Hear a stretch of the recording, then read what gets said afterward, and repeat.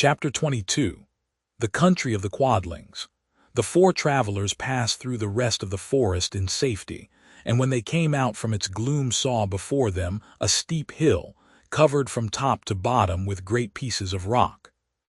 "That will be a hard climb," said the Scarecrow, "but we must get over the hill nevertheless." So he led the way and the others followed. They had nearly reached the first rock when they heard a rough voice cry out, "Keep back!" "Who are you?" asked the Scarecrow. Then a head showed itself over the rock, and the same voice said, "This hill belongs to us, and we don't allow anyone to cross it." "But we must cross it," said the Scarecrow. "We're going to the country of the Quadlings." "But you shall not," replied the voice, and there stepped from behind the rock the strangest man the travelers had ever seen. He was quite short and stout and had a big head, which was flat at the top and supported by a thick neck full of wrinkles. But he had no arms at all, and seeing this, the Scarecrow did not fear that so helpless a creature could prevent them from climbing the hill. So he said, "I'm sorry not to do as you wish, but we must pass over your hill whether you like it or not," and he walked boldly forward. As quick as lightning the man's head shot forward and his neck stretched out until the top of the head, where it was flat, struck the Scarecrow in the middle and sent him tumbling over and over down the hill. Almost as quickly as it came the head went back to the body, and the man laughed harshly as he said, "It isn't as easy as you think." A chorus of boisterous laughter came from the other rocks, and Dorothy saw hundreds of the armless hammerheads upon the hillside, one behind every rock. The lion became quite angry at the laughter caused by the Scarecrow's mishap, and giving a loud roar that echoed like thunder, he dashed up the hill. Again a head shot swiftly out, and the great lion went rolling down the hill as if he had been struck by a cannon ball.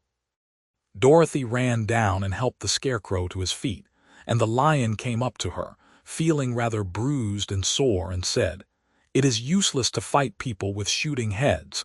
No one can withstand them." "What can we do then?" she asked.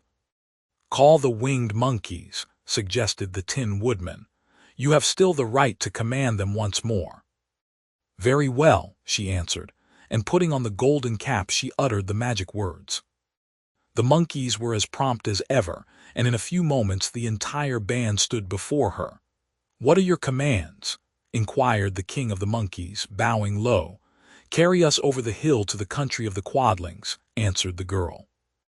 "It shall be done," said the king, and at once the winged monkeys caught the four travelers and Toto up in their arms and flew away with them. As they passed over the hill the hammerheads yelled with vexation and shot their heads high in the air, but they could not reach the winged monkeys, which carried Dorothy and her comrades safely over the hill and set them down in the beautiful country of the Quadlings. "This is the last time you can summon us," said the leader to Dorothy, "so goodbye and good luck to you." "Goodbye and thank you very much," returned the girl, and the monkeys rose into the air and were out of sight in a twinkling. The country of the Quadlings seemed rich and happy.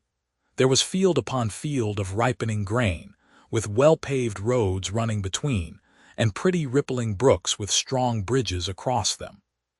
The fences and houses and bridges were all painted bright red, just as they had been painted yellow in the country of the Winkies and blue in the country of the Munchkins. The Quadlings themselves, who were short and fat and looked chubby and good-natured, were dressed all in red, which showed bright against the green grass and the yellowing grain. The monkeys had set them down near a farmhouse, and the four travelers walked up to it and knocked at the door.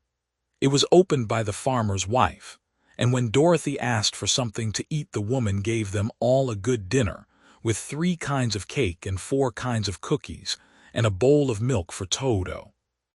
"How far is it to the castle of Glinda?" asked the child. "It is not a great way," answered the farmer's wife. "Take the road to the south and you will soon reach it." Thanking the good woman, they started afresh and walked by the fields and across the pretty bridges until they saw before them a very beautiful castle. Before the gates were 3 young girls, dressed in handsome red uniforms trimmed with gold braid, and as Dorothy approached, one of them said to her, "Why have you come to the South Country?" "To see the good witch who rules here," she answered. "Will you take me to her? Let me have your name, and I will ask Glinda if she will receive you." They told who they were, and the girl soldier went into the castle. After a few moments she came back to say that Dorothy and the others were to be admitted at once.